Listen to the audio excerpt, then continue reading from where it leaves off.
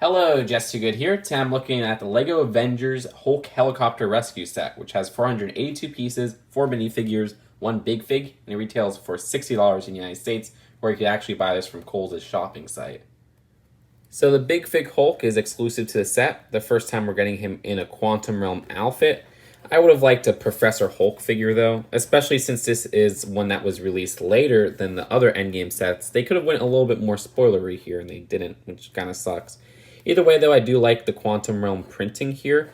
This design of the gauntlet though is the real standout, where they use the same piece they used for Thanos' Infinity Gauntlet, made it red and then colored over it with some printing, and it came out really cool looking. I don't like though that they only include 4 of the Infinity Stones here. Let me see, I wrote it down because I don't want to get it wrong like last time. This is the Mind Stone. Orange is the Soul Stone, of course, which doesn't make sense because Black Widow is in this set. So yeah, this really isn't based off Endgame though. Blue is the Space Stone and red is the Reality Stone. Now this right here will go with the Avengers Compound set, which was an Endgame set.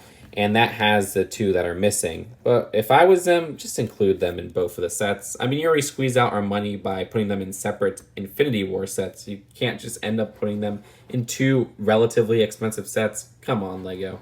Either way, though, if you don't want him to wear the gauntlet, they actually do include another arm here. And there's not too much else to add. It's just a 2015 LEGO Hulk mold, no new pieces.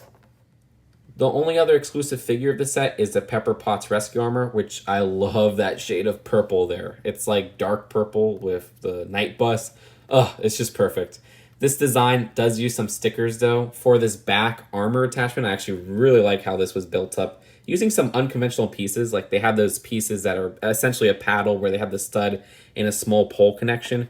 They attach some of those, they put this slope piece with stickers on there, and it comes out really cool looking, so I quite like that. Now at the front though, nice torso and leg printing, but I really like the recolor of this Invincible Iron Man helmet. Works really well. Underneath, she does have a face print that is actually quite common nowadays. You may recognize it more when you see the alternate face. They used it for Hermione 2 times this year, and also they used it in the Silent Mary.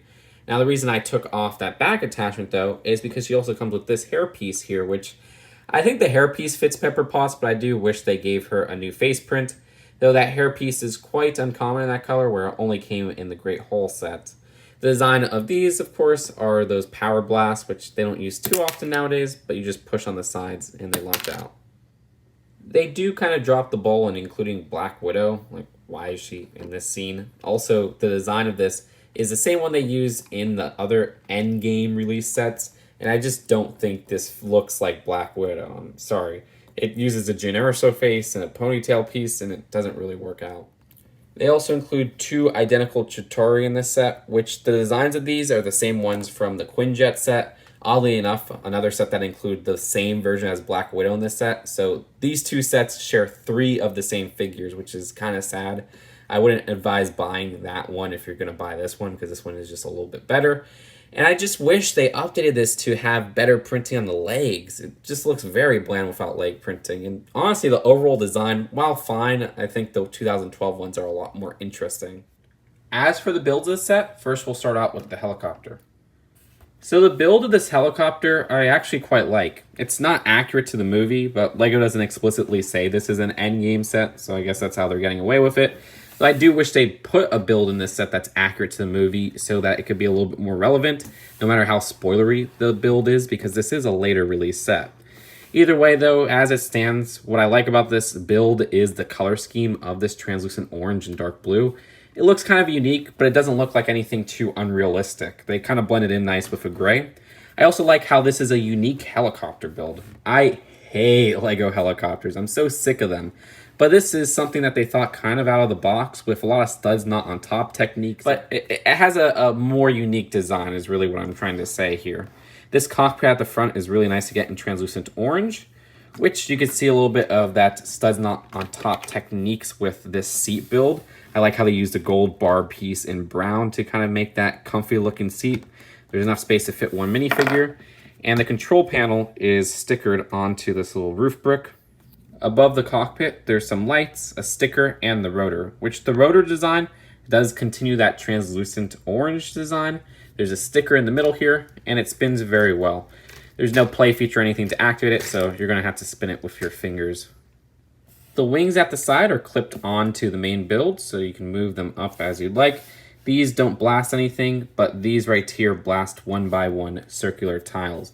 So you just push here, and those go flying. I don't want to lose any. I hope, yes, okay. I kept track of both of them. Good, good, good. This is a printed 2x2 that they previously used in some of the earlier Endgame sets of the year. To the side, you can see it's basically an identical build for the opposite one.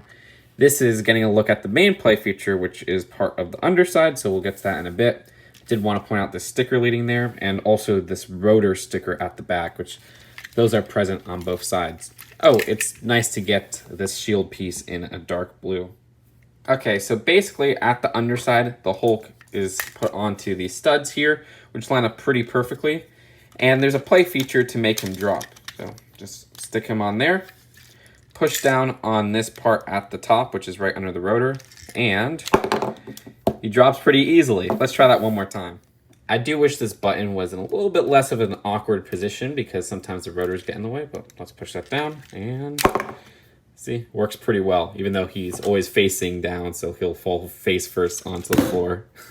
Anyways, I like how these wings can be folded to cover up that area if you don't have the Hulk there. Makes it look a little bit less vacant, though it is pretty vacant to this right side. Over here, there's some landing gear too, and then you got one at the front. And there's a secret hidden crate here, which can be just kind of pushed down. And the crate is quite a simple build. I like this printed 1 by 1 here, and the use of a minifigure stand makes it pretty easy to remove the lid. And inside is just more 1 by 1 circular tile, so you could use that for ammunition. Either way, like I showed before, it just kind of fits onto these studs here and is kind of hidden at the underside of the vehicle. Finally, the sides of the helicopter have these clips which hold Black Widow's batons. And the build for Black Widow's batons are kind of interesting, using the new wand piece from Harry Potter and a lightsaber holder. But that's it for the build of the helicopter, so let's move on to the Chitauri vehicles. So LEGO has the guts to call this the Leviathan build. Wait, what? This reminds me of that lame-ass Basilisk build from the Great Hole set for Harry Potter. It's not what it should be. I mean, these could be their own sets. Why'd you skimp out and make such a small side build? Well, whatever. I mean, it does have a lot of rotation to it with a mini ball joint at the head, a bottom jaw that can open and close, which gives kind of a cool look with those golden fangs. Sticker at the front, full rotation because of that mini ball joint. These wings here are 2 separate clipped pieces, so you can move them individually. The back tail, each of these parts are actually on a separate ball joint, so they move independently as well. You get some cool positioning there. 2 stickers, this end part, and then a clip here, which clips all the way to this end fang of a tail. But yeah, I don't know. I mean, it's cool and posable, but you can't call this a Leviathan. Come on. But if you just like some interesting Lego pieces, it's cool to get this bookcase piece in a translucent purple, and that can be moved up and down. And also this part right here, I haven't seen this double cheese slope before, but knowing me, it probably has appeared in a set before. It's just cool to see them switching up because they usually use this double cheese slope from Lego Ninjago, and I could see the Ninjago text on there. So whenever they use it in Star Wars, I'm like, come on, Lego, just make a Star Wars print.